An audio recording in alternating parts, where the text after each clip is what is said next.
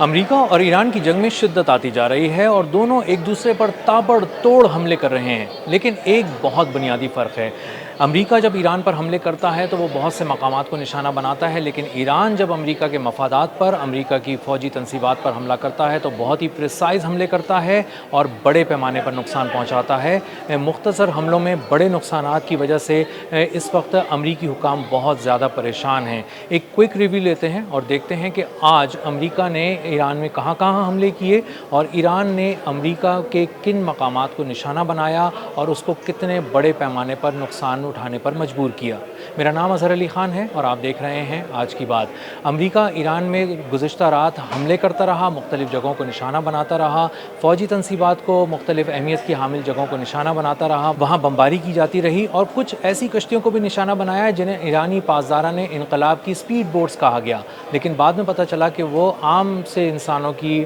ملاحوں کی کشتیاں تھیں اور غریب مچھیروں کی کشتیوں کو ایرانی پاسداران انقلاب کی سپیڈ بوٹس کہہ کر تباہ کر دیا گیا۔ اس کے بعد ایران نے ایک بہت ہی بڑے پیمانے پر حملوں کی لہر شروع کی اور سب سے پہلے کویت پہ حملہ کیا، جس کی علی السالم ایئر بیس پر قیامت ڈھا دی گئی۔ کویت کی علی السالم ایئر بیس پہ ڈرون اٹیکس کیے گئے اور وہاں پر بڑے پیمانے پر ویئر ہاؤس کو، جو وہاں پر ایک تھا، اس کو نشانہ بنایا گیا اور اس کو تباہ کر دیا گیا۔ MQ-9 ریپر ڈرون کا ایک ہینگر تھا، اس کو بھی تباہ کر دیا گیا اور اسی طرح $1 ارب مالیت کا پیٹریوٹ ڈیفنس سسٹم، اس کے بھی پرخچے اڑا دیے گئے اور یہ ایران کی جانب سے دعویٰ کیا گیا ہے اور وہاں پر بہت بڑے پیمانے پر تباہی پھیلائی گئی ہے۔ اسی طرح کویت میں ہی العدیری ایک کیمپ ہے جو کہ امریکی فوجیوں کا بہت بڑا اڈا ہے امریکی فوج کا، اور وہاں پر بھی اٹیک کیے گئے ایران کی جانب سے اور وہاں پر جو رہائش گاہیں تھیں امریکی فوج کی ان کو نشانہ بنایا گیا اور ایران کی جانب سے دعویٰ کیا گیا کہ وہاں پر بڑے پیمانے پر ہلاکتیں ہوئی ہیں اور بہت سے امریکی فوجی زخمی ہوئے ہیں۔ اسی طرح العدیری کیمپ پر ہی دوبارہ ایک حملہ کیا گیا جس کے اندر ہیلی کاپٹرز اور ڈرونز کے ہینگر کو نشانہ بنایا گیا اور وہاں پر کئی ہیلی کاپٹرز اور ڈرونز تباہ کرنے کی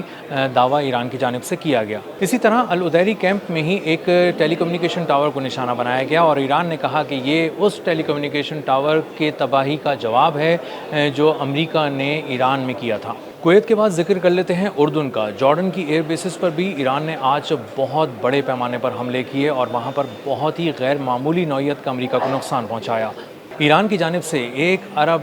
مالیت کا پیٹریوٹ سسٹم جارڈن کی ایئر بیس پہ اڑانے کا دعویٰ کیا گیا اور اسی کے ساتھ ساتھ سی ریم ریڈار جو $15 ملین کا ہوتا ہے اس کو بھی تباہ کر دیا گیا۔ اس کے ساتھ ساتھ تھاڈ کا جو ریڈار ہوتا ہے، تھاڈ ڈیفنس سسٹم کا، اس کو بھی تباہ کرنے کا دعویٰ کیا گیا جو $300 سے لے کر $500 ملین کا ایک ہوتا ہے۔ اسی طرح بہت سے ویئر ہاؤسز، ہیلی کاپٹر کے ہینگرز اور بہت سارے ایسی جگہیں جہاں پر فیول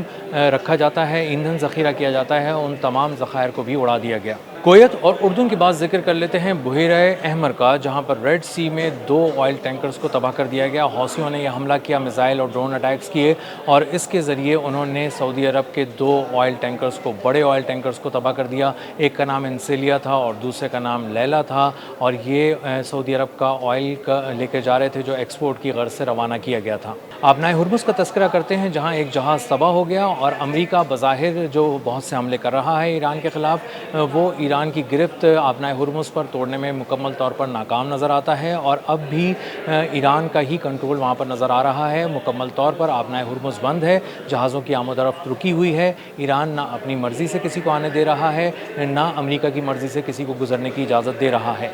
بحیرہ احمر اور آبنائے ہرمز پہ یہ جو حملے ہوئے اور یہ جو جہازوں کو آگ لگ گئی اور وہ تباہ ہو گئے، اس کے بعد انٹرنیشنل آئل مارکیٹ نے اس کو بہت ہی نیگیٹولی ریئیکٹ کیا اور پہلے سے جو تیل کی بڑھتی ہوئی قیمتیں ہم دیکھ رہے تھے، خام تیل کی قیمتیں آج ہم نے دوبارہ بڑھتی ہوئی دیکھی اور وہ $95 فی بیرل کی سطح تک پہنچ گئی ہیں اور اندازہ کیا جا رہا ہے کہ اگر صورتحال کم از کم ایسی ہی رہی اور بہت زیادہ کشیدگی نہ بھی ہوئی تب بھی $100 فی بیرل کا جو ایک مارک ہے وہ بہت جلد عبور ہوتے دنیا دیکھے گی اور ایک بار پھر تیل کی قیمتوں کو ایک ایسی آگ لگے گی کہ یہ کم کرنا بہت پوری دنیا کے لیے بہت بڑا چیلنج ہو جائے گا۔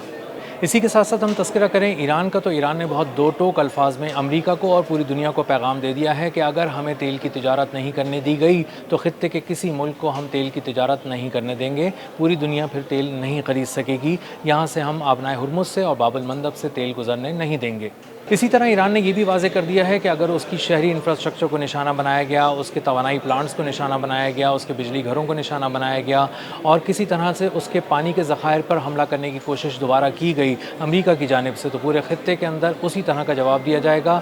جن سائٹس کو ایران میں تباہ کیا جائے گا بالکل انہی سائٹس کو خلیجی ممالک کے اندر بھی تباہ کیا جائے گا۔ تو اس کا مطلب یہ ہے کہ اگر مزید امریکہ حملے کرتا رہتا ہے اور یہ حملے جاری رہتے ہیں اور ان کی شدت میں کمی نہیں آتی تو ایران اس کے دگنی شدت کے حملے کرے گا اور یہ جنگ آنے والے دنوں میں بڑھتی نظر آئے گی۔ اب تک کے لیے اتنا ہی، ملتے ہیں اگلے بلاگ میں کسی نئی خبر، نئے تجزیے اور نئے زاویے کے ساتھ۔ اللہ حافظ۔